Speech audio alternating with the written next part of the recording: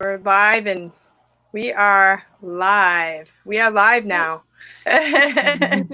All right. Well, hello, YouTube land. My name is Cindy and I have some friends here with me. And I'll let you guys introduce yourselves.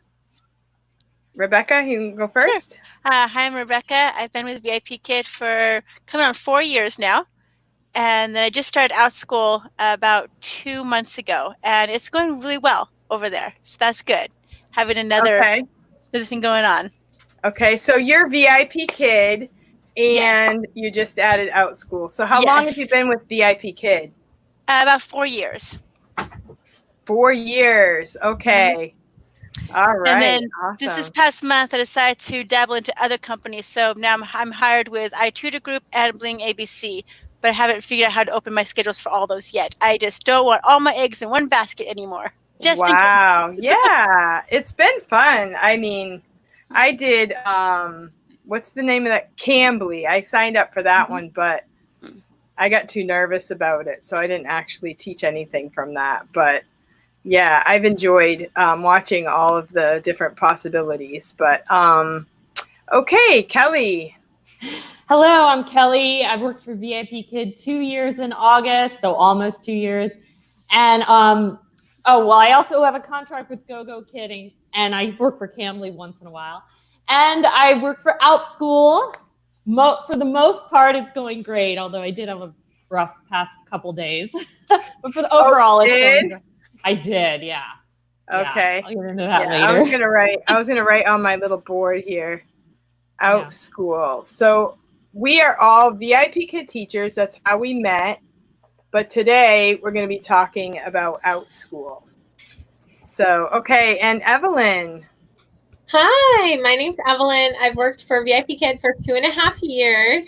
I at one point, got signed on for GoGo Kid and taught 2 classes, but I just felt like it was too much of a juggling act since they had the same PPT hours. It wasn't like I was adding to my hours. I was more like had 2 companies that wanted the same hours. So I like Outschool because it's not putting all my eggs in the China basket, because a lot of the companies are China-based, but China could pass a law and make all those jobs go away. So it's nice to have an Outschool class, daytime hours. So I have a morning and evening class, and I have a daytime class.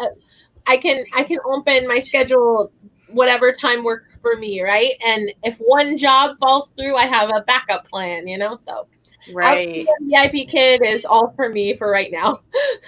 Yeah. Well, you also have little kids. Yes, I have 4 little ones. This is Caleb. He's 6 months, almost 7 months old. So, yeah. I can't believe how baby 2 little kids. So cute. How old are your kids, Rebekah? I have a 4-year-old and a 10-month-old. Oh, wow. Okay. Yeah, you have young ones too. So you're juggling too. Yeah, I can only teach during nap times. Okay. So do you have help at home at all? Or I do, yeah. My husband's at home, but when he comes home from work, I try to do family time. So I try to teach when he's away. Yeah, that's usually what I always did too. When my husband was gone, I tried to do everything so he didn't have to feel like he had to do everything when he got home. But yeah. Okay. So, and Kelly, you have kids too. Yes. I have a girl who's almost 16 and a boy who is 13. Yeah. Right. So I think that's cool too, because we can talk about Outschool as teachers, but also as parents. Yeah. So that's what I thought would be cool about today, because I don't know if I might have some people that come onto this video wondering what it's like as a parent, and we can talk about that as well. I did my first class with Kelly. She did a really great. I didn't want to make a video on that one because it was kind of a trial class and everybody was kind of learning. So, but then yesterday I did a class with Evelyn for Spanish, and it went really well. So my son I think he would do this every day if he could, but I need to get more money in my Outschool money pot. So, because it could add up, I have 3 That's boys. where I really like the face group, the family swap. Yeah. Because I have a 4-year-old, and so I'm on there. I'm giving swaps to my class, and she can take her class. I think she's taken 10 classes, and I've only paid for 3. Really? Yeah. Oh, I'll have to check that group And I'm like, out. oh, that would be a good like show and tell class. Great. Well, your kid can take my class, and we'll just refund each other. Yeah. Ooh, is That's that how that works? great. See, Yeah. I So like, but I would pay the $6 for the show and tell class, and then she would refund that. Yeah. And then she would take my science class, and then I would refund that. Yeah. It kind of works out It kind of breaks anyway. even. Or sometimes if I'm just putting out a brand new class and I just want students to try it out, I'll say, hey, this week only a 50% discount or a free class. Just leave an honest review. Tell me what I did good, bad, private feedback, public feedback. I just want some advice. So discount for feedback. Yeah. Great. Like That is Cindy, great. I have a video on my channel I just did last week called Free and Discounted Outschool Classes. And I have that Facebook group linked. Okay. And I don't do a swap. I just offer, like, if my class is not fully booked that day, I'll offer like a 50% discount or something. So I can get like an extra learner in there or something, new people to try it out. So I love that group. I agree, Rebekah. Yeah. Oh, Yes. I'm going to check that out. I think all the little things are kind of holding me back. Like I finally got my background check, but I haven't put in my class because I'm nervous about the logistics because with I want to do knitting, but with knitting, you have to be able to show your hands. And what if you get a student that says, I don't get it? Yeah. Please. Yeah. I'll send you the link. This has been the best like $25 investment ever because it can hook to my table. I can put my cell phone here. I can go down, or some of my science experiments are going like at the wall, like at them, so then they can see it every which way, and I can log into Zoom on 2 accounts, one with my face and one with the phone. Yeah. So what I have right here is I have an iPad off to the side, so I can show. This is a blackboard. I'm going to do a video on this, but this is a blackboard that you can use as a whiteboard, and it also gets bigger or smaller. And you can also switch video source. So you don't have to do like share the screen. You just do it that way. But I think there's good to have 2 cameras because then you can see yourself. I'm going to try that. I saw that Angela Silva did a video on that. So maybe you could demonstrate that for us today. Yeah, you can give it a try. I don't know if that would work on StreamYard. Yeah, I'm not sure. So are you, okay, let me get this straight. Okay. Are you saying while you're teaching Outschool, you are able to sign in twice at the same time on 2 different devices? Yeah. And that's okay? Yes. Okay, cool. Good to know. So yeah, there's many different ways you can do it. You can either log into Outschool on your phone and go in that way, start live meeting. Or when you're in Zoom, down below the participants, if you click participants, it'll have an invite. You can invite and send yourself an email. I usually do that, send an email to myself and have that link. Open the email, click the link. Just make sure that you turn your volume completely down on your phone and you do not join the audio because you don't want any echo coming into the phone or out of the phone. Have it very silent. Definitely. And then video. And I've noticed most phones, the selfie camera is not as good as the outside camera. So the default is selfie mode. Make sure you press that little like camera with the arrows going, which way. Yeah. So that it comes to the outside camera. Oh, okay. You get a better picture that way. Interesting. That we can use that in our classes. That's awesome. Yes, yeah. And then I can spotlight whatever my science thing is or my face. That's another thing. I learned the difference between pin and spotlight in Zoom. The hard way. What is it? Okay.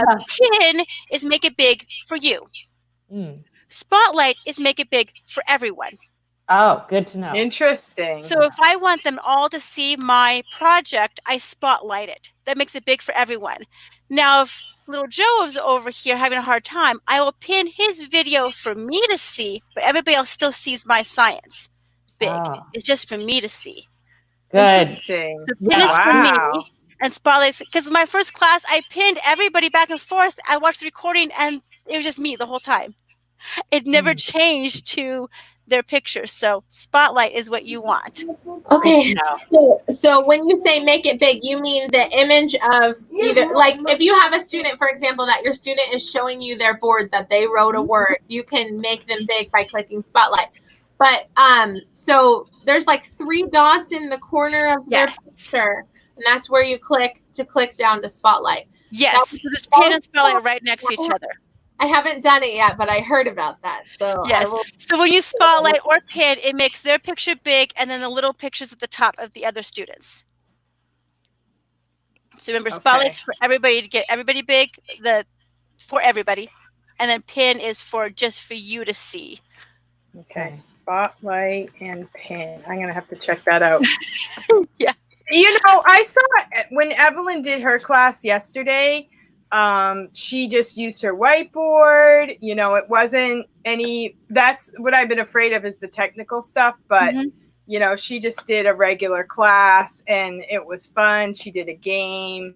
So you know, if people are watching this and they're afraid of all of the techie stuff, you know, just to get started, you don't need all those extras. Right. You know, and just use your whiteboard and do it simply. And then the more you get, you know, I think the first couple, you're probably going to be nervous. So just do it simple, and you can add the little techie stuff as you go along. I'm talking to myself here. Yeah, it's true. That's what I did too. Yeah.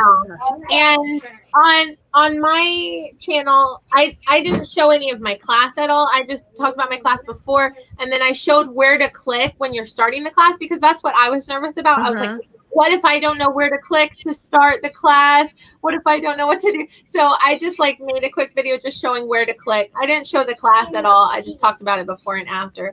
But just so other people that are nervous about starting Outschool, they know where to click. You click on classroom, start class. It's real simple, but that was very helpful. I watched them both. Yeah, that was good. It's so weird when you start a new thing, how scary it is, you know? Yeah.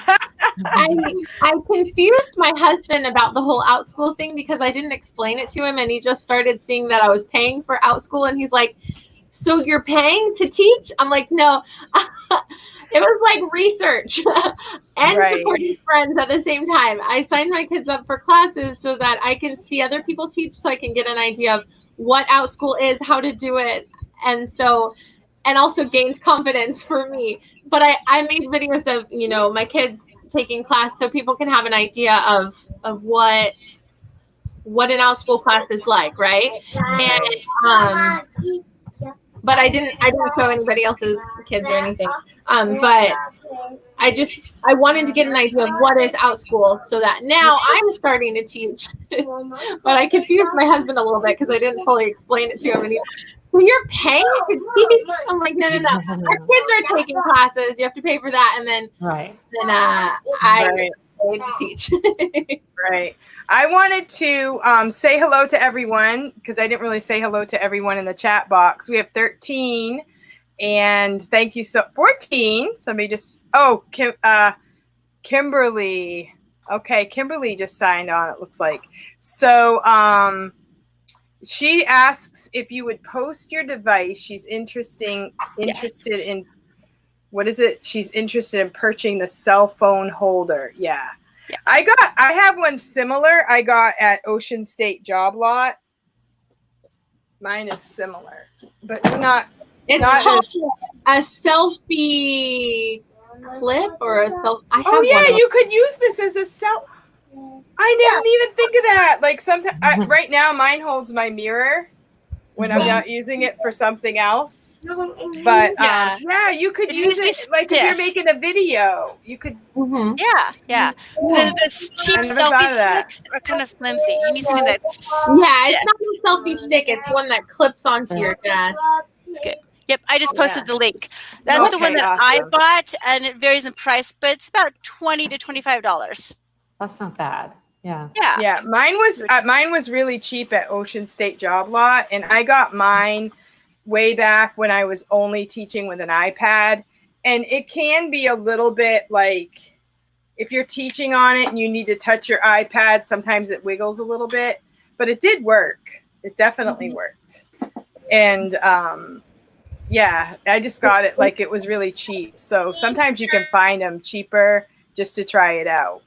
But I think yours probably works a little better because mine's harder to, it's kind of like a stiff. Yeah, mine's stiff too. Is it? Yeah, you have to use 2 hands to move it. Now mine's for cell phones, so it's smaller. So if you want to have mine like can actually an iPad, do both. yeah, if you want to do an iPad, you want to get a bigger one. Mine can actually hold both. It's got like this thing on the back that will go for any size, and you can turn it like this. And there are some that have a light on it, but the cheaper you go, the less quality the light is. My light broke on mine, but I still use the other part. I was going to say a little tip is if you don't, sorry about all the background noise. Okay. If you don't want to hook it onto the desk, you can hook it onto some big heavy books. Like if you have a nice thick book, like a dictionary, you could clamp it onto that and it works just as well if you want to move it around somewhere that's not on an edge of a desk. Yeah, you can give that a try. So yeah, I wanted to also mention this whiteboard thing. I have the free version of this whiteboard and it's kind of cool. It looks like a blackboard. You can all give a thumbs up for the video. But this is my iPad, which is connected with a USB from my computer to my iPad, and I'm streaming through CamTwist. And I really like this. This I use for my Stars 2 Apples, but you can also use it as a whiteboard. So that's a good option for your classes also. And sorry, I was going to say, because somebody told one of the groups I asked how to hook up an iPad because I want to use an iBook, and somebody said you can hook it directly. I don't know. Do you know, Rebekah? You're more tech savvy. I'm not sure how to do that one yet. So what I have is a USB from my USB to my computer. Okay. It's just a charger, you know, the regular charger that you plug into your wall. And it's just the USB on the other end is the charger cord. So the whole time you're also charging your iPad. Okay. And you hook it up, but you have to have something to stream it. Like I have CamTwist. And CamTwist is not an app. Do you know about CamTwist? Yeah, I've heard you talk about it, but somebody said in Zoom there's just something you can click to when you do. There's a way to do it. I'll have to figure it out. With the iPad? Yeah. Screen share. Yeah. Like you choose. There was an option you were supposed to choose. I haven't tested it yet. An option to choose to be able to share screen it. So maybe I'll make a video when I figure it out. Yeah. Okay, so you know, like the link. Yeah. So I know that with so maybe when you press share screen, you would pick, you know, the iPad instead of your own desktop. That's probably what it is. It probably gives you choices. And so I like doing this because it's right on my thing. And then like when I'm doing my Stars 2 Apples, they always have a whiteboard right there. So you can switch between your reward and your whiteboard. And these are all my rewards. So, and then I also wanted to mention, some people want to get a Apple Pencil. Those are like $100. But you can also use this. I got this where I had to get a screen on my replaced on my iPad, and they sold this. They charged me $10. It's probably not worth $10, but it has like it's kind of like a metalish type of tip to it. So you can write on your iPad with it. I've never used an Apple Pencil, but I've been using this and it works pretty well. Daddy, I think Dollar Tree, I'm so cheap, sorry. I think Dollar Tree has like a little stylus thing. They might. You could try it. The $10 one, but it's definitely worth a try. Yeah. Well, what happened was when I got my iPad fixed, I said, I I signed my paperwork with this on the iPad, and it worked so easily that I was like, I want that. And so he didn't have it out and said, these are all $10. But after I paid $10, I was like, that probably wasn't worth $10, but but I do, it works well. So can I read one of the comment or respond to one of the comments in the sure. So yeah. Stephanie said, Kelly, you invite yourself to the Zoom call using your device and make yourself a co-host and you can share screen. So Stephanie, actually I did that as a trial, just got on my own Zoom on my iPad. I wasn't able to share screen with an iBook. So I don't know. It didn't give me the option. So that if anyone knows how to do Did you have to make your iPad the host? Yeah, I signed. Yeah, I like started a meeting as on my iPad as if I were the host. Yeah. Okay. One thing I did was like for my granddaughter, because we wanted to share a book. She didn't have the book. So what I did was I took pictures of the pages and then I was able to put it next to me. I was trying to find it. It's kind of way back there. Okay. Something like this, like I did on one of my videos. Like, you know, if you take a picture of it, then you can share the picture that way.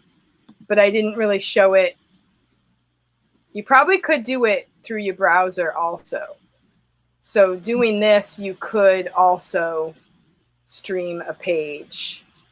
Or you can also do the way Rebekah said and have your camera.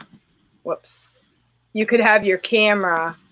I think that's what Angela Silva did. She had the book down and she put her phone on top so that she could show the pages of the book. Yeah. Right. I only have it as an iBook, and it's a chapter book, so it'd be a lot of pages to take pictures of. Yeah. Someone knows. Yeah. Or if I figure it out, I'll make a video. Yeah. So what are you going to do with that? Are you going to like have the kids read it or you read it or? Well, it's a discussion and they're supposed to have read it ahead of time, but I kind of want it, like when I ask them a question and they don't know, it'd be nice to show them on the page. Oh, look, it's right there. I mean, now I'm just telling them, turn to page 7. It's on there, hint, hint, but it'd be nice to be able to show it on the screen too. Yeah. I have a question about books in Outschool. Do you guys know the rule about like copyright? I'm asking because I don't know. I don't feel safe sharing a book because I heard about copyright issues. Do you guys know more details about that? I don't know. I'm not the best person to speak on just that. what I've heard on Facebook. I'm not an expert, but I think if you do like a book club where you go through a book, the students have to buy their own books. Mm-hmm. You can go through it. When it comes to like read alouds, I say just ask the author. And if you get permission, great. If you don't, then don't read it. How do you ask the author? That I don't know. I'm just saying that goes to the publisher or, I mean, the website. Internet has all kinds of things. I've never tried it though. Yeah, I saw the whole video that Mary Ann Bird, she put out a really good video with a lot of detail. And I was like, well, we use these books in classrooms all the time and we're teachers, Yeah. We're getting paid to teach. Why can't we just use it? We're just teachers, right? And then people commented and they said that it's different, I guess. Doing Outschool is different as far as regular classroom teaching. So, yeah. So, yeah. Okay, so Luann said she asked the author for permission and sent a Facebook message and he agreed. So maybe find books that have cooperative authors. There's also another way that you can do books if you books that are written before a certain time. Like I'm not sure the actual year at this moment, but on Gutenberg.org there are books that are called public domain. And you do not need there's no copyright infringement if you use them. So you can like print them off. You can do anything you want with them. So if you find one of the books that are in public domain, then you can use those and you don't have any worry about it. I mentioned in one of my videos about how I did school using a lot of those books and printed my own books out because, you know, a lot of the old books have better vocabulary. They have better themes and stories to them. And they're actually better, you know, better created better, I think. You know, now a lot of books today, they want to cater to bad language or bad themes and, you know, bad vocabulary. Unfortunately, I hate to say it, but so if you find anything that's public domain, you can also do that. Now, when I printed out books, I had a special printer that it would use a low amount of ink. So it was made for printing. So if you do that, you might want to check into it so that you don't use, you know, your regular printer to print out and use a lot of ink. But it's an option if you do it online, like as an ebook. There's a lot of really good books. There's one series for girls called Dolly Dimple, and it was adorable. And I printed out several of those. I even printed them out for birthday presents. Like if my kids had a birthday and they brought those books to their friends for a birthday gift, if I knew they would appreciate it and actually read it. I didn't do it just for any person, but some people you just know they'll read whatever you give them. And so that's an option too. They have children's books, books with pictures, that kind of thing as well. So, yeah. So, okay. Let's see what other.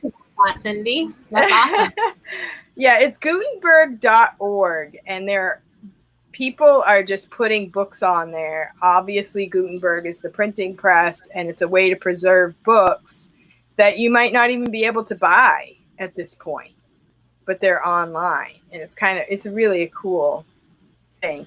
And also, if you have a Kindle or a Nook, there are a lot of books that you can download to those apps that are free, and they are also public domain. Those are good for read alouds for your family, stuff like that. So, and a good way to, if you have an iPhone and you're cheap like me, you could get the Kindle app. Absolutely. That's what I'm saying. Yeah. And I did that a lot for my kids when we did read alouds, like at nap time. I didn't make them all sleep, but I also would read to them either at nap time or before they went to bed. And I would find one of those books because I don't really want the kids they do use my iPads now, but back then I didn't let them use my iPad. But there's so many good books, and a good way to find out what books there are, because there are a million books and a lot of them are not good. That's why it's not good to say just sift through all these books. But, you know, word of mouth from other teachers is a really good way to find them. Like the Swift, I was going to say Taylor Swift. No, that's not what I'm saying. I can't remember now. Tom Swift. Tom Swift there's a series of Tom Swift books, Dolly Dimple, Horatio Alger. They're series of books, and the vocabulary is great. And I've always heard it's good to read to your kids above their vocabulary level. And so then that way they will increase in their vocabulary. So, yeah. So read to them in Spanish. Absolutely. Yeah. As a matter of fact, I was going to make a suggestion while you're here, Evelyn, for your classes. If you would maybe the vocabulary that you're going to use during your class, if you would maybe make a printout so that we can like review those during the week. I could go back and watch. Can we go back and watch the video as a parent? I watched it yesterday right after class. Yeah, that's in my plan. I'm trying to figure out how to make a document and share it. I'm so new to Outschool. I'm still figuring all that tech stuff out. That's in my plan. Yeah, so my son's his other Spanish teacher took on Outschool. She would just, in the classroom page, you can send attachments when you, send a message. So she would just send all the vocabulary we did in class as an attachment that we could print out after. And I really, really liked that. So I agree with Cindy. So, yeah, because he's already he wrote everything down. Oh, that's but it's nice. amazing how you think you're going to remember it, but then you don't because life comes up, But we have that would be awesome. Spanish. We have my little grandson. We had him all week, and his father's Spanish, so we will use it. So I'm really excited. Yeah. Your son knew a lot. He seemed to know some Spanish, Cindy. Yeah. My son, no, Yeah. he was just listening to everybody else. He was okay. when we first turned it on, he was like, I don't know Spanish. Like, how am I going to do this? And so, but then he caught on, and it was really good. I really liked it. And the other good thing about it was my daughter. Her daughter is 7, and she's like, why would I want to pay for an Outschool class if I can just watch YouTube? Mm-hmm. So that's why. Yeah, that's why I wanted to make that video, because I think that it shows people that it's interactive, and that's way better than a video. Yeah, so I'm wondering if anyone knows. I'm wondering, do flex classes do well? Because I feel like that's just the same as watching YouTube. But I don't know. If you teach a flex class, let me know. Yeah. I haven't taught yet, but I've looked at some YouTube videos about teaching flex classes, and it's still interactive. There are no live meetings, but the kids have to turn in assignments. The teacher grades assignments, so looks at the videos that they post. There are optional live meetings. Outschool makes you make it interactive with different apps or games or whatever, just without that live setting that some people may want to work at their own pace, or they're camera shy, and so they don't like the live meeting part, but it's still very interactive. I want to speak to someone who says, what's the difference between a video and interacting with a human being, right? When studying for TESOL, I made a video. I took a lot of notes and made a video about all the information on studies they've done on the human brain. And interesting. Babies and children, parts of their brain light up when they're interacting with a person. And when you're watching a video, it doesn't light up like that. The babies and children, they're like sponges soaking in information, especially about language. TESOL was about language. So about language, like soaking in the information. So when they're watching a TV screen, they're not soaking in that information. They're just watching it, But when they're interacting with a person, even over video, when they're interacting and that person's talking to them and they're talking back, those parts of their brain are soaking up that information much more so. So, for example, one of your sons could watch a video and they'd be like, yeah, okay, I saw some Spanish words. But when they're talking to someone and that person's making them repeat it, and if they say it wrong, they ask them to say it again, and there's other kids in the class and they're listening to them, they're much more interested and their brain's lighting up and they're soaking it in, and they're much more likely to remember that than they would just watching a video that happens to have Spanish in it. Just my 2 cents. Yeah. And I am actually going to be doing, I figured out what I'm going to do for homeschool, and it is going to be with videos and workbook. And I like that because it's going to be, organized, and we know what to do every day kind of thing, like school. But I like, as a secondary type of thing, to do the Outschool for like Spanish. And, once I get going and I make some money, then I'll probably do more things with it. But I'm telling you right now, like, I had him in the dining area, and it was sort of on purpose so that everybody could kind of see. I know there were kind of little bit distractions here and there, but it was so funny. My other 2 kids were off to the side doing something else, but they were practicing the words too. Yeah, so it was really good, and it was really fun. Get more bang for your buck. Well, and it got them interested, because that's what I want. I want them to want to learn. I don't want to have to be like, you have to do this right now, and make it really regimented. I want them to say, hey, I want to learn that. Mm-hmm. That's what I'll say too, my experience is with Danny. Danny's been teaching my girls, and for my daughter, Esther, she's very intelligent. She knows how to write things. But when she writes on her whiteboard, and she might write a letter backwards, or she writes a capital when I want her to write a lowercase or whatever, if I correct her as her mother, she feels like I am interfering with her project, her art. She, I'm not going to physically erase it. I'm going to ask her to erase it and rewrite it. But when I say it, it's more offensive. when her teacher, Danny, Right. asked her to rewrite it. Oh, yes, she's going to rewrite it and show her teacher and be so proud of herself. And I can just be the on the sidelines encourager. Yes. I'm not forcing her to do everything. So I said to Danny, these are the things I'd like for you to work on with Esther. Then she works on them with her, and I just say, Esther, you did such a good job. Yes. It makes my job as a homeschooler a lot easier because I'm not just forcing everything. Right. And also, she'll do workbook pages at home, and she'll say, can you take a picture of this and send this to my teacher, Danny? So I'll just text a picture of Esther did her homework, and Danny will send a voice memo back of like, good job, Esther. You did so great. Look how you wrote your letters, you know? So it just feels like I have somebody else on my team figuring out this whole homeschooling thing. So, Yes, definitely. Yeah. I think kids learn better from other people sometimes. Like, I grew up on the swim team for years and years. I could teach my kids how to swim, but I still paid for swim lessons because, like I said, they don't want to learn from mom. Like, stop telling me how to do the stroke. Stop telling me how to breathe. Like, it was better a teacher would tell them. And it's more fun. It is fun when they have another teacher, for sure. And my kids enjoy even like having a backpack with their things and having a little chair and their own whiteboard and their own marker and their own eraser. It's like, I'm going to school, and they're just walking from one room to the other, but they get to play school and they get to have a teacher or have classmates.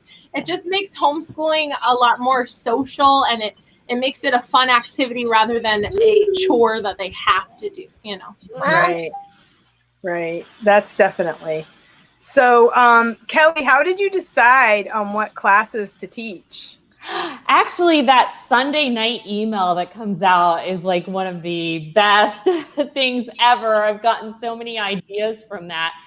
My very first class that I'm still teaching is going well is my American Girl Tea Party, and that was a Sunday night parent suggestion.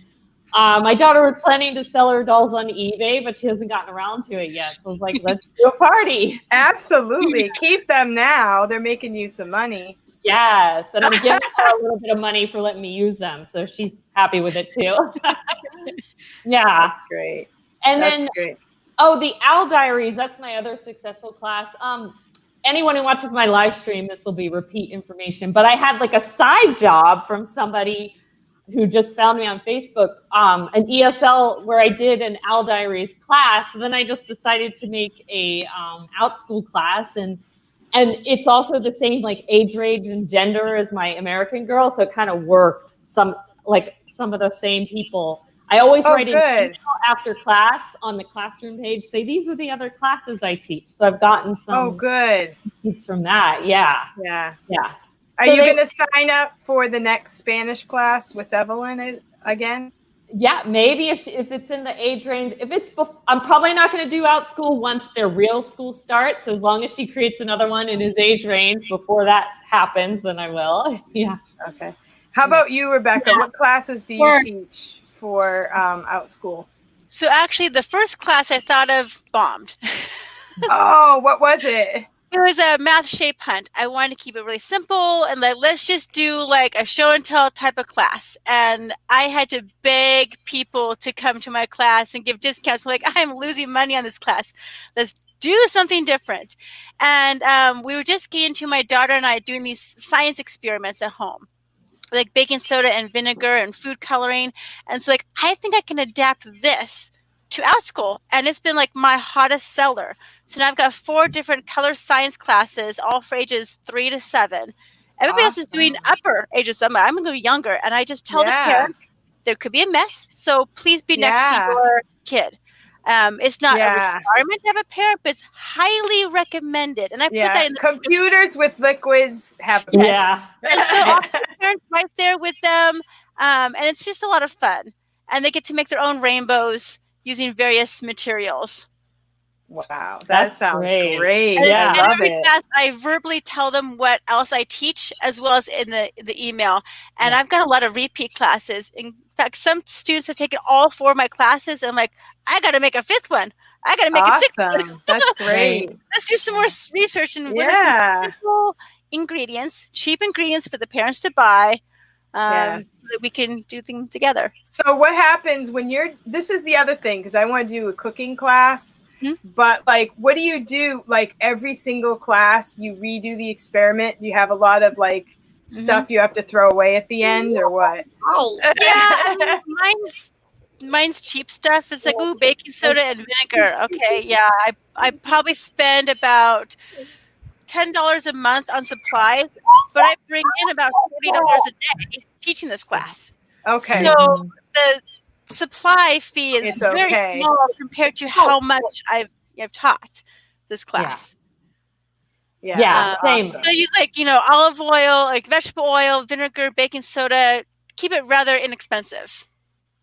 Yeah, I find I'm spending a lot more out of my own pocket. I mean, you make a lot more, so it's worth it, but I'm now trying to keep track because for VIP Kid, I didn't spend that much money, so I never really kept track. Yeah, keep track for your taxes, everybody. Okay. Yeah, send That's receipts, good to know. keep your receipts, definitely. Yeah. That's good to know, because I want to make bread, but I'm like, if I made bread, like say I did 2 or 3 classes a week, I might have a lot of extra Give it to your neighbors or whatever. Yeah, that's a good idea. Yeah. Here, I made more bread, family. Eat. I don't know. These days they might not take it. You never know. They'll be like, COVID. Right. Oh, that's great. I had another question. I forgot what I was going to ask, but does anybody else have any questions or thoughts you want to add? I could tell you, I could tell also like Rebekah, I could tell people about some courses that didn't really work out. Okay. Yeah. I think I tried a Thomas the Train one. It didn't really book. I ended up with 2 learners, so I went ahead and decided to do it anyway, which now I stick to my minimum of 3. It was supposed to be like I read a book and show and tell, and then I didn't have like just enough things to say. There was only 2 kids sharing. I was stretching. I ended up like even ending early, and I refunded them like $2, and then oh wow, 4-star review, which I know I ended early, so probably deserved it. And then I archived the class. Yeah. And then this just happened yesterday. I did for the first time. I did a Captain Underpants and Dogman book discussion. This was a Sunday night the Sunday night requested, they just wanted to talk about the books and do a show and tell. So I think I made it too general. I think if I did it again, I would do a specific book. So I felt like I was like stretching, and I don't know if I just kind of felt like it was all over the place because it wasn't about one book. And I wasn't feeling good about it. And then I got a 3-star review, and the parent said, my son was crying because you didn't call on him. You called on someone else. I don't know what happened. Yeah. Parents are cruel at VIP Kid, like once in a while you'll get a bad review, but it's a rare thing. They're like a lot harsher on Outschool, I want everyone to go in knowing. And the thing was, the parent hadn't even watched the video. So she gave me she's like, oh, I don't know what happened. I said, I encourage you to go watch the video. So she gave me a 3-star review based on something a kid said. And Evelyn, one of my classes, I try so hard to like go in order and include everybody. So then I archived that class. I did it yesterday once, and I'm not going to do it again for now. Like I said, if I ever create another class with those books, I'll do like 1 book and have it be a discussion. So do you read the book, or you just talk about the book? Talk about it. They're supposed to have read it ahead of time. Yeah. So, and I say that in the class description, you should have read this ahead of time. Do you read portions from it? Like say, I thought this part was interesting, or what did you think about this part, kind of thing? Yeah, well, when I do the Owl Diary books, because I've done a few of those, like I have discussion questions. So sometimes I'll have some of them read like the passage that answers that question or something like that. Yeah. Interesting. Okay. Awesome. All right. Anything else? I wanted to say for next week, I have 1 class that is Spanish it's for ages 6 to 9, but I also I opened up zoo animal Spanish that is going to be like the farm animal one that I did, but this one's going to be Also same age group, 9 to 13. So, yeah. Okay. Good. Yeah, so Evan's definitely going to do that one. I didn't sign it up yet, but yeah. Yeah. I'll sign up too. Friday afternoon could be, I don't know. Friday afternoon's always. I want to say that the 4 kids that came to my Spanish class, it was such a good group of kids, and they were such troopers repeating and participating, and they did such a good job just repeating and using their Spanish. And I ended the class just smiling ear to ear. I really, really enjoyed teaching your kids. Thank you for signing up. Yeah, and all the kids, like, good. they really acted like they wanted to learn, and they worked together. Like, nobody, like, took the show or anything. They all kind of were respectful of one another, which was nice. They didn't mind taking turns. Yeah. Evan really liked it. He's a very personable kid. That's the worst thing he's going to hate about not going to school. Is he made a friend up the street a few days ago, so that was a blessing. He just loves people, which I think we all do. But yeah. Well, you guys know me. I'm a social butterfly. So I hated homeschooling. When my mom homeschooled me kindergarten, half of 2nd grade, and sophomore year of high school, it was like the most lonely, sad thing ever. So my kids are blessed. They have siblings, to play with, and we have little friends and stuff. But with the quarantine and everything, Outschool's nice because, they can take a tea party, American Girl doll party with Kelly, or they can, take a class with Danny. They don't feel like the people inside of our house are their only friends, so. Right. Yeah. There's a lot of funny videos. I think my son took off his videos. I'm going to have to talk to him about that. He had a really funny video about stereotypical homeschoolers.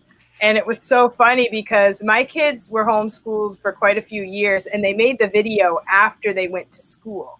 So they considered themselves homeschoolers. So they were kind of making fun of themselves. But one of them was like, my family is my only friends, and those are all the friends I need, and they were just kidding about it because even with 13 kids, they still want to have other friends. But they love their family, but they still love other people too. It's how we're made, right? It's just playing with your siblings is nice, but playing with someone who's not your sibling is even better. Yeah. I love it when my kids are best friends, though. Like, I really love it. It's good. Like, they'll go out, make friends, and then if something bad happens, they come back and they talk to each other about it, and they all are on the same side. Like, I can fight with my sibling, but if you mess with my sibling, you are in big trouble. Yeah. Deborah cracked me up. Whenever I hear my kids say this, it cracks me up. I'm never gonna play with you ever again. I'm like, I'm trying to play with that. I'm sure you will. Yeah. I was the older sister. I was the oldest girl. I had older brother, and then me, and then my younger sister. And I always did that to her. I was always like, I won't be a friend. Yeah. I don't know where I came up with that. Yeah. I won't be your friend anymore. Yeah. And she went for it until we got older. Now she's like, so what? And my girls tend to exclude Joshy, and he tends to come over to me moping and feeling sad, and then he'll play with his baby brother, and they'll both be happy. So he's working on growing up to be a good playmate for Joshy. That's great. That is good. One of each, Evelyn, because I had one sister and one brother. Yeah, my sister and I did always like exclude him. Yeah, so I'm glad he has someone. Yes. Yeah, that's great. My daughter she has a foster kid now. So she has 2 girls and 2 boys. But she's like you, the baby's still a baby. So he's not really a buddy yet for the boy, but I don't know. I think they're going to be more like partners in crime than, friends, but we'll see what happens. So, all right. Does anybody have any questions? I was just going to say, I'm figuring out homeschooling, like what the requirements are for my state. I messaged Cindy about that. She was sending me some good resources and stuff. I'm really appreciative for Outschool just as kind of like an add-on to homeschooling to make it more interesting. And I'm also going to hire a friend of mine who's a piano, like she tutors in piano one-on-one. So that's going to be like our music class. So I'm looking forward to like making homeschool like not a negative experience. Like for me, I was like bored and lonely. I don't want my kids to have that experience. I want them to be like excited and happy about homeschooling. So Outschool is kind of like fun for if you want to take an art class or you want to take a Spanish class or, you know, if you want to add into what mom can teach, you know? Yes, I agree. And I saw a video yesterday. I'm sorry, I can't remember the woman's name, the teacher, but she was talking about drawing, like teaching a drawing class. And that would be fun too. Something that you can do. Danny taught a painting butterflies class that went really well. And I'm like, I'm going to steal that idea. No, just kidding. Yeah, definitely. Painting butterflies. I can steal and adapt, but never plagiarize. Yeah. Right. I know you wouldn't, but for people watching this, the archives that idea. I wonder if they're gonna. Do they notice that? Like, if people copy they are each other? cracking down hard on that. Good. Outschool's got some algorithms, but also teachers are like, wait, hold on, somebody just stole my idea. Like, not just stole my idea, but actually copied it verbatim, my description. Wow, that is. Don't do that, friends. Yeah. So, like, I have these science experiment ideas, and I'm seeing that people do it. Okay, great. They're doing it for a different age group, or they're doing it a little bit differently. I can make it my own because I'm not them. I am me, and I will teach it my way. It may be the same supplies, but it's my class. So just make sure that if you do kind of use somebody else's ideas, because ideas are out there, you make it your own. Right. Like if you teach ABCs, okay, not anybody can have a monopoly on ABCs. Just make it your ABC class. Right. Don't take the description. Don't take it from anyone else's posting. One thing I saw someone say online was somebody said, all these VIP kid teachers are becoming Outschool teachers and they're just plagiarizing and taking everybody else's information. So don't be one of the VIP kid teachers that is guilty of stealing from someone else. I know I joked about taking Danny's idea, but I mean, I could do painting snow instead, you know. Art, anything art, you know. Art is very individual. Well, the thing is, too, I think that we can think about when we do VIP Kid, we're all teaching the same thing. The material is the same. What makes it different is our personality. So we can bring that to Outschool as well. You know, if you're teaching the ABCs, you're going to put your personality into it. And your students are going to find you. And I think that's making it personal, like maybe, you know, reaching out to the parents, making sure you're personable in class and you have a personality that they want to come back to, you know, because I looked up knitting. There are other people knitting. There are other people crocheting. And so how can you make that different, right? It's really your personality. And hopefully there's enough students, you know, other people's classes are going to get booked up and they're going to need to find a new teacher. And then, you know, hopefully the people that are meant for you will come to you. And I like the tea party idea. Seems like, you know, Kelly has a tea party with American Girls and Mindy Danforth has a tea party. What was her tea party? I think Princesses. Yeah. So. Yeah. What I do is I come up with the idea in my head of what I want to teach.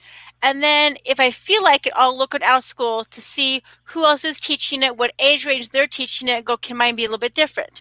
I don't try to steal their description, but I often look at the parent comments. Why do they like this class? Like, because it's this, this, and this. Well, I can make mine interactive. I can make mine, you know, talkative or the artwork or whatever. So I can get like the strengths from it without stealing the content. I can see why is she successful. I want to be like that.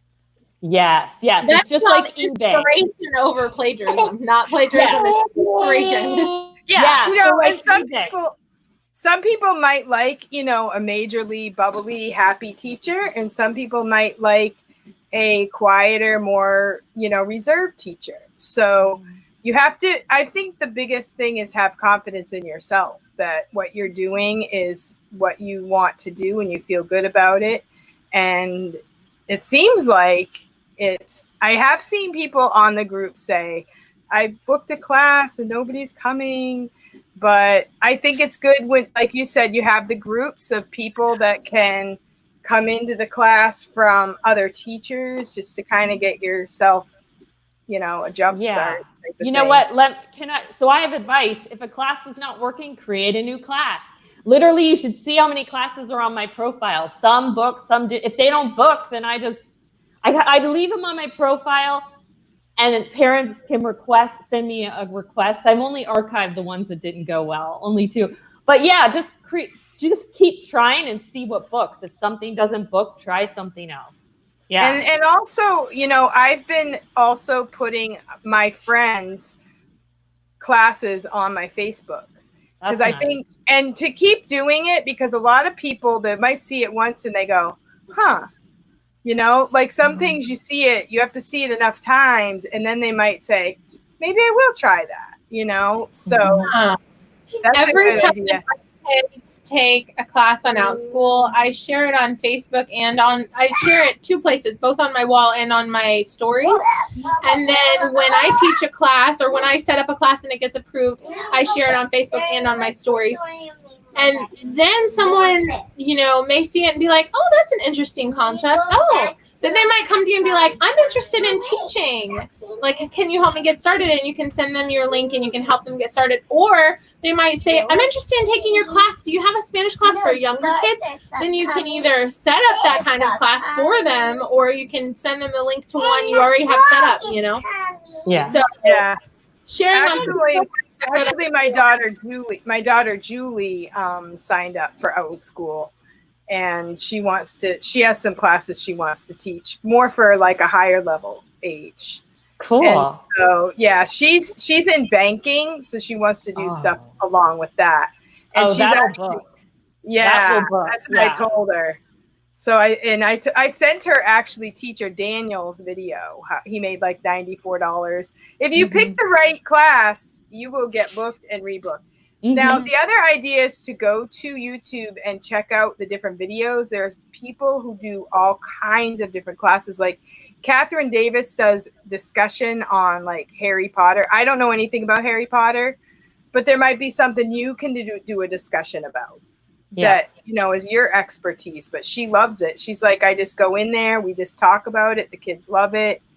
And I saw that. And the parents are paying for the socialization too. So she has they just talk about Harry Potter. I have a tea party right now. The parents, one of the nice feedbacks I got this week was the parent was like, my daughter's been quarantined since March, and this really meant a lot to her to be able to interact with the other kids and the teacher. So that's what they're looking for. Yeah. That's good. I have an idea on doing an interactive class that I'm not going to say right now. Okay. But yeah, it's just, for me, it's just wrapping my mind over the whole process that is. One thing that I've done, and people who are watching may or may not have kids or whatever to do this, but one thing I've done is talk to my friends that are just starting with Outschool, that are just starting their first few classes. Ask them, if you were to open a class that's for my child's age group, then I will sign my child up and I'll give you 5 stars and let you know what you did well, and then privately tell you what you could improve on, right? Yeah.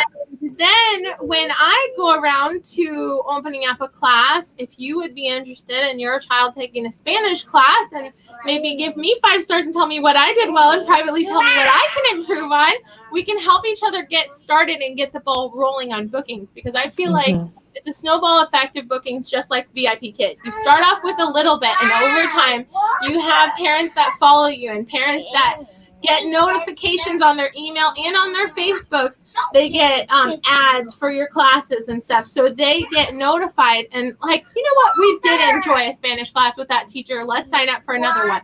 So I feel like it's going to be easier to book over time. So if you can help friends start off, it'll help them get the ball rolling.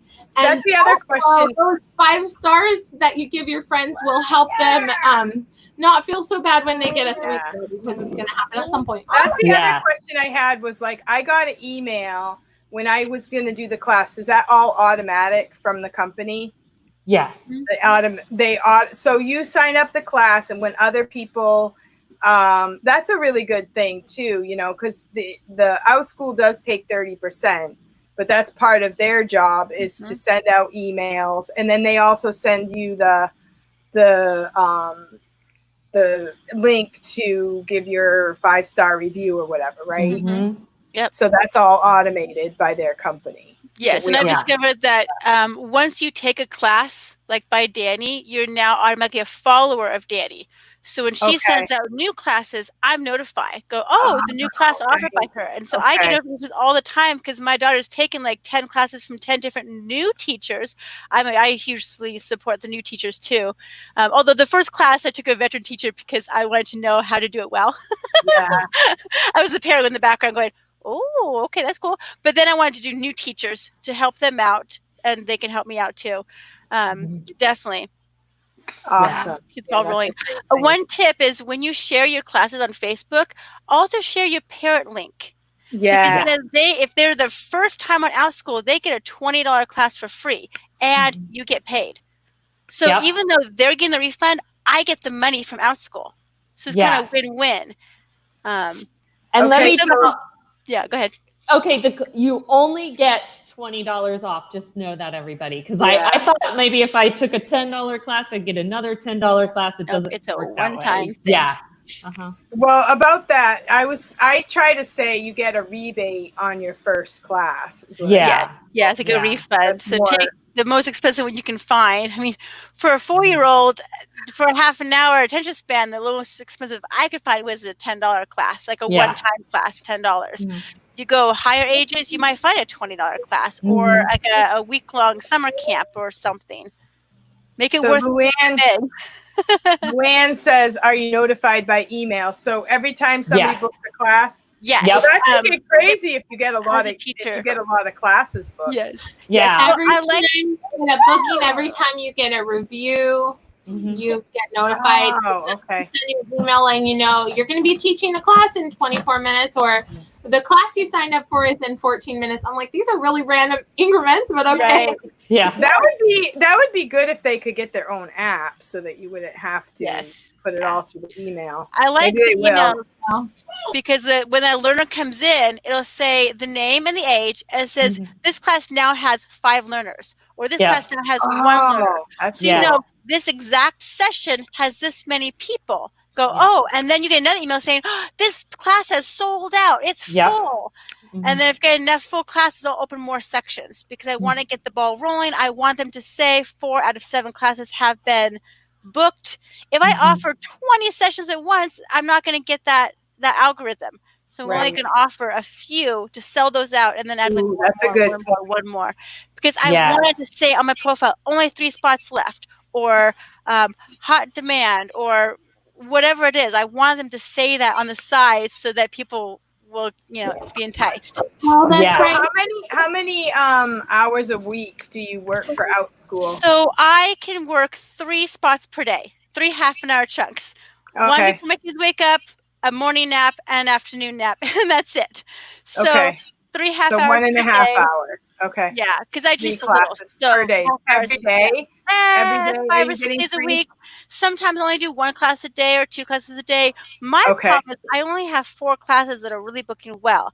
Trying to fit 4 classes into 15 spots is really hard for my brain to figure out because I try to alternate. So my 7 a.m. is a different class each day kind of thing. That way people go, I can't do 7. Well, can you do this 11? Or can you do this 3:30? So I vary it.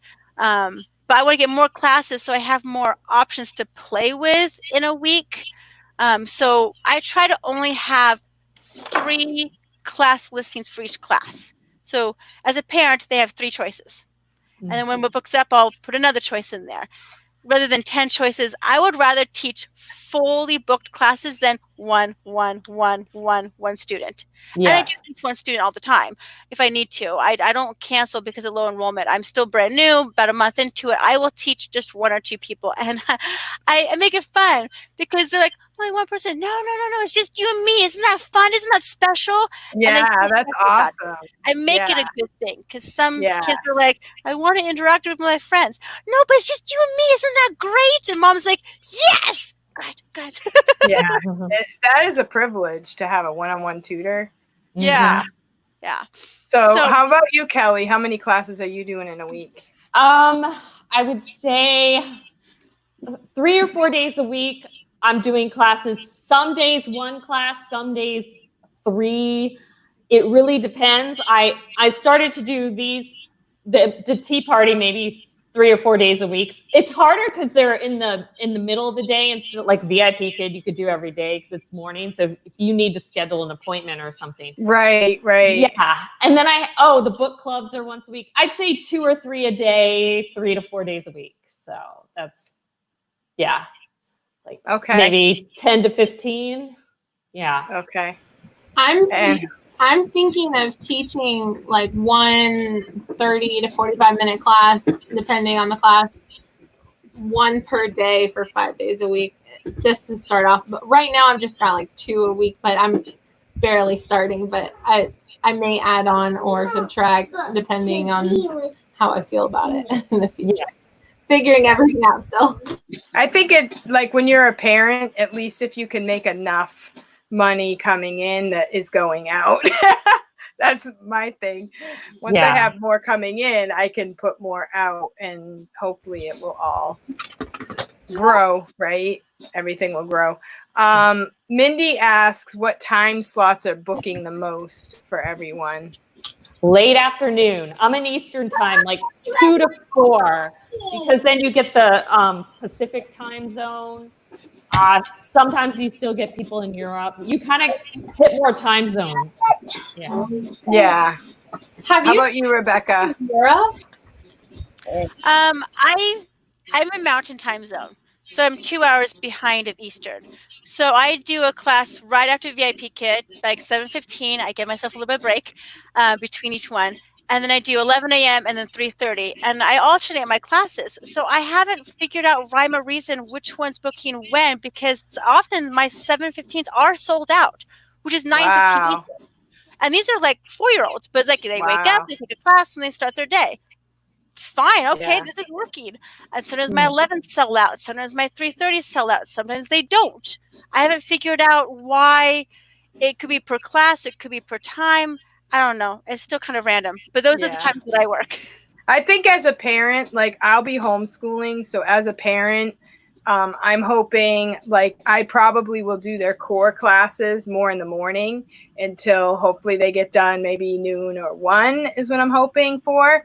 So I would probably do Outschool after that, and I'm Eastern. So as a parent of older kids, that's what I would do.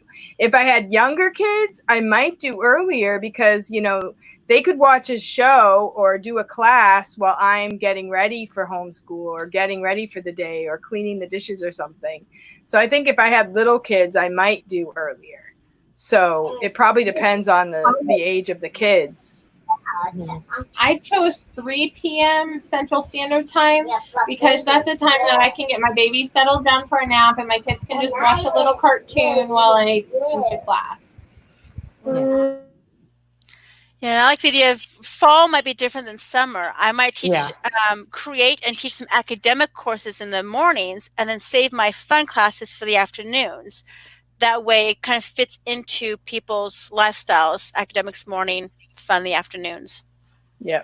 And just for me, like Kelly, with older kids, you might be home doing a class if it's winter or something. If it's nice out, you might say, hey, we're going to the park or we're going on a hike or something. That's what I'm hoping to do. Like, I don't want to stay in the house. If it's a nice day, I don't want to stay inside. Yeah. So My daughter took a class in our backyard. We had a picnic out there. That's great. Class is starting soon. Bring out my iPad and go, here, take the class right here on the blanket. Yeah, that's great. Yeah. You know what? I do get a lot of last minute signups too. Sometimes people just wake up that morning. They go, oh, it's a rainy day, let's take an Outschool class. So a lot of last minutes happen. Yeah. Yeah. So Mindy says she teaches from 10 to 5, only 2 days a week. Yeah, that's what you can do if you don't have kids. And when I had kids, my daughter, she taught violin and she wanted to teach. So she had like 20 to 30 students. And I'm like, I don't want people in and out of the house every single day of the week.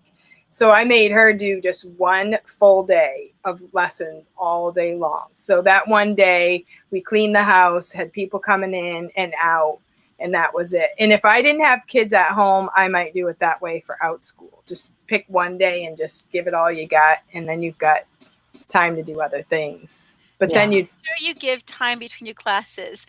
I learned the hard way. 5 minutes is not enough time. VIP kids, great. Outschool, 15 minutes. Yes, at least. Yes, good idea. That way you always start everything on the half hour, the hour, or even the 15-minute. But you give yourself time to reset your desk, especially if it has like setup like knitting or cooking or science experiments. You put that away, you bring your new stuff out. Plus, I noticed that when I teach Outschool, I'm doing most of the talking. Yes, interacting, but with VIP kid, read this and sit, read this and sit, and we correct, and we want them to speak more. Outschool, they're often muted, or some of them will keep the cameras off, and you're like digging information. My voice is tired after 2 classes, like really tired. I'm like, I can't do a whole day of this. Yeah. It depends what you teach. Because my class, I try to get them talking, especially like my fun classes. So yeah, probably depends. Yeah.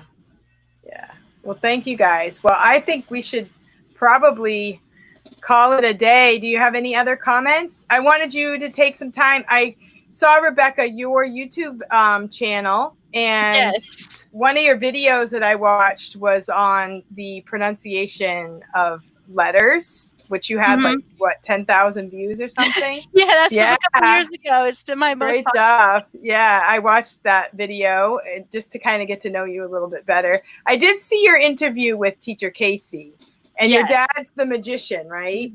Yeah. Okay. Oh, you were that video. Okay. That's me. So, do you guys want to share your channels and say a little bit about yourself before we say goodbye? Oh, wait, Evelyn. Rebekah, I think this is our first time doing a collab. I think so, yes. Right? Yeah.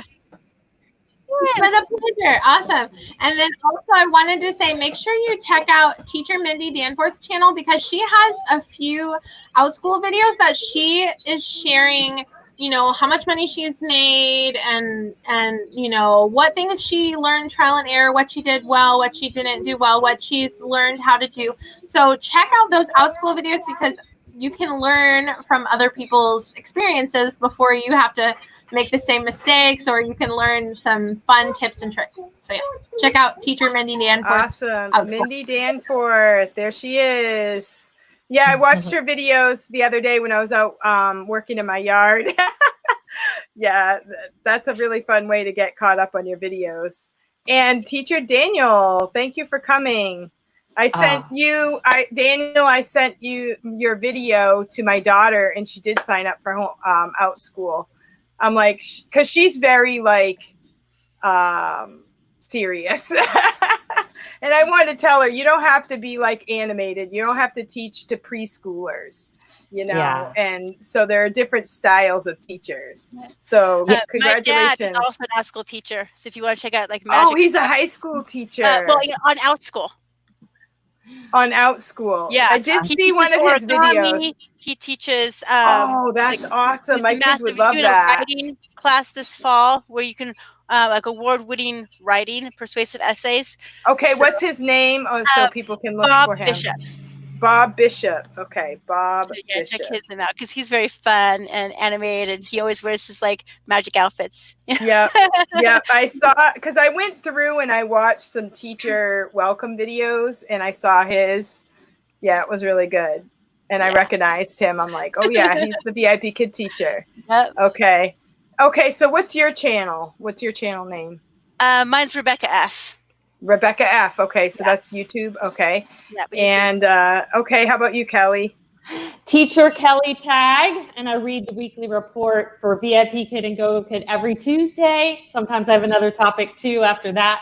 But yeah, Teacher Kelly Tag. Okay, and Evelyn, I think we all know you. Maybe. I'm Evelyn Joy. On YouTube, it's just Evelyn Joy. Actually, on Outschool, I liked that we got to set our name, and I set my name as Evelyn Joy on Outschool, so that it's easy to find me. Yeah. And I'm Outschool. I'm Evelyn Joy on Facebook as well. But we also have a Facebook group called VIP Kid YouTubers, and we just support each other and encourage each other. And you know, if somebody gets a 3-star on Outschool, you can mention it on that group, and we'll give you a virtual hug. Yeah. or a thumbs down, or you lose a subscriber. We all have those days. So anyway, I just tried to make an encouraging community that we can build each other up when we're feeling down. And and we also follow each other's YouTube videos and encourage each other that way. Yes. I have a lot of gardening videos lately. I just make videos about what my latest hobby is. And right now I'm doing a lot of gardening, so there's a lot of those. But I've got tons of videos on tons of topics. I just make videos for fun. Like my daughter Esther made a cooking video last Yes, those are so adorable. I love She's those. like, Mommy, can I cook? I'm like, okay, I guess so. Mommy, can we make a video of it? All right. Really Great. I'm like, okay, well, it's something we can look back on when she's bigger as like, oh yeah, we could cook that again. And you know, so on your Outschool, you're doing Spanish. Are you doing anything else yet, or just Spanish right now? Starting off with Spanish and probably going to branch into the art department in the future, but I wanted to figure one area of expertise out first and then move on to other things as well. I'm thinking of doing like rubber band bracelet video class, because those are really easy to do, and it's a good quarantine craft for preteens. Yep. So Rebekah, your classes are for ages 4 to 7, you said? Yes. Yep. Okay. And Kelly, you have the American Girl, but you're going to do some like election type videos, right? Or classes. I have, if you go to my profile, I have classes from like 3 to 18. Mostly the booking ones are like the girls in the American Girl age group, but like I have ESL classes, I have an election class, I have what else? I've got like Junie B. Jones, I've got a tick class. I've done 2 of those actually. My last one I did. Oh, really? Good. Yeah, Warning Against Ticks. I saw that one. Request. Yeah. So I taught that and got my first 5-star review for that one. But yeah, so I have everything, but my forte is like 4 to 9-year-old girls. So yeah. So you haven't gotten any bites on the election ones? I haven't. And actually I even I put 2 sessions up and they didn't book and I had to cancel. So maybe it'll book in the fall when people want more serious classes and the election's coming up. So. And the Junie B. Jones, did that one book? I had one parent ask me to open it, and I have one coming up and only one learner. We'll see if I get another one by Wednesday. Yeah. Because I saw your little video on that. It was really cute. Thanks. All right. So thank you guys. So there's really we can't really tell who is what age is more booking than another. I saw one guy that was doing survival skills for like urban and rural areas, and he is booked like to the max. I can see that class doing well, especially right now. So it's just, you just got to keep trying whatever you can. So I saw that I think Casey did an interview with Paige, and Paige said that Outschool is kind of like the Craigslist for teachers. Like you can go on, you can look for whatever classes and whatever somebody's interested in. So I thought that was a good analogy. Yeah, Evelyn. Okay, sorry, my kids are screeching at the top of their lungs. Sorry. I like the analogy of VIP Kid is like a chain, like a hotel chain. where, you know, all of them are uniform, all of them are, you know, this is the curriculum, this is how we're teaching, this is how we want you to teach and set up your classroom and what we want you to wear and this and that. And then Outschool is like Airbnb. You're going to come up with your own curriculum. You're going to wear what you want. You're going to have your classroom set up how you want, your background or whatever. But we're going to take 30%, you know? So it's kind of like you have your own space for your own creativity, for your own ideas and creating. And it's not as daunting of a task as you think, because originally I thought I'm going to have to come up with all these PowerPoint slides, but I didn't use PowerPoint slides in my classes. I just like wrote on the whiteboard and showed my students, and it doesn't have to be as daunting of a task. I didn't have like pages and pages of curriculum written down. I had an idea of vocabulary words I wanted to teach and a game in mind, and I taught the class, and it was fine. So, yeah. Yeah. All right. Well, thank you, ladies. And I think Casey has another video she's doing today on the same subject. So if you have time or whatever, you want to go on over there, you can. If not, thank you guys for coming, and thank you so much for participating and for your support. And we'll see you around. Bye. Bye.